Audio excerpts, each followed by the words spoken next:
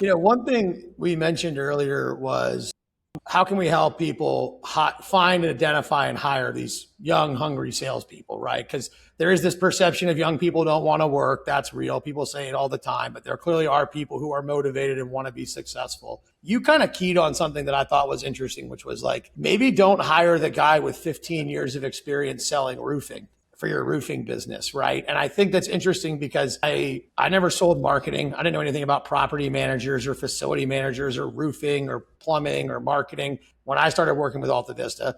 I know Bryan Dunkel did it. Jake, maybe you knew a little bit about it, but I don't think you really did, right? And I think all three of us are people who have kind of, through motivation, right, learned how to sell a service and become salespeople. And you too, like I can't imagine you were super passionate about Xerox copiers, right? But I think there's something to be said there of like, how do we identify that person? How do we find that, right? Like, because it's not as much I think about they really know roofing or they really know copiers or they really know marketing. It's really like, who are they as an individual?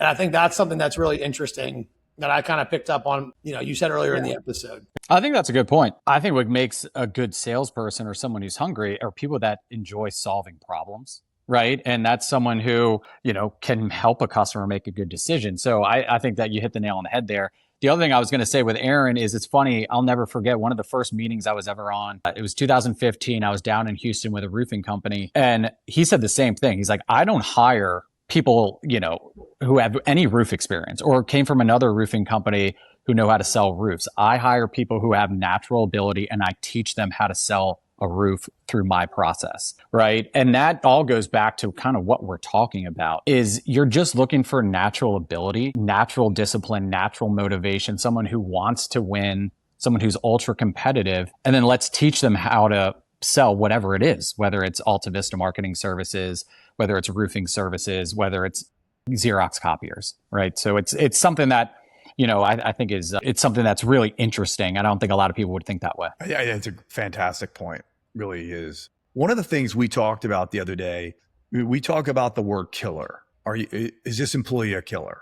Can you teach someone to be a killer? And it's a trick question. But I'm going to ask the three of you. And if you're a listener right now, answer that question in your head. Can you teach someone to be a killer? Yes or no? Jake? You can't teach, but if you have a good environment, you can create. Okay. Dunkel. I like that answer, Jake. That was a really good answer. That was a great answer. Okay. I would say no. I would say no. I'd say no. You either want it or you don't, right? Like, okay. I don't know. You can maybe find some motivation somewhere along the way, but I think there's just inside some people, I'm going to go get after it, right? And like, I'm going to be unstoppable. And like that, you can't teach that at some level. Well, I think my answer would have been no. And I know this person won't mind me sharing this because we had this conversation about a week ago. How about Ben Hollingsworth? Yeah, that's a good point. Ben did not come to Alta Vista a killer. He agreed. He did not. He was a good employee, focused, good listener, a hard worker. He's a stone cold killer now. So it took a couple kicks in the ass, though. That's right. Some motivational speeches from Ray. Yeah. It took the worst good cop, bad cop we've ever done on an employee or a human being in my life. But he did wake up and he's happier than he's ever been. I had dinner with him not too long ago.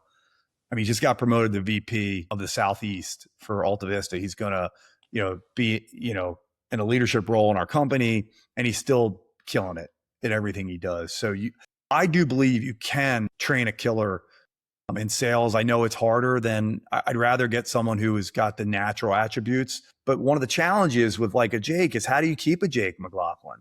Because let's say I'm a version of Jake McLaughlin. When I was 23 years old, don't hold me back. Don't hold me back or I'm leaving. And Jake, I think you've spoken to like, don't hold you back, right? Unlimited compensation. Yeah. That's important. On that one, I think too that, the don't hold me back, the don't weigh me down, like Bryan Dunkel came to Alta Vista because he was getting limited on his compensation. They were holding him back. Thank you, Baseball Factory, for jacking up his comp plan 11 years ago and him being like, I'm out the door, guys, because you're holding me back. Like, I want to make X. I'm willing to sell this to earn that. If you don't want to do it, I'm out, right? Bryan Dunkel came in, he was a killer and became a partner. And if you don't know the dynamics of Aaron and Bryan, they were killer sales guys.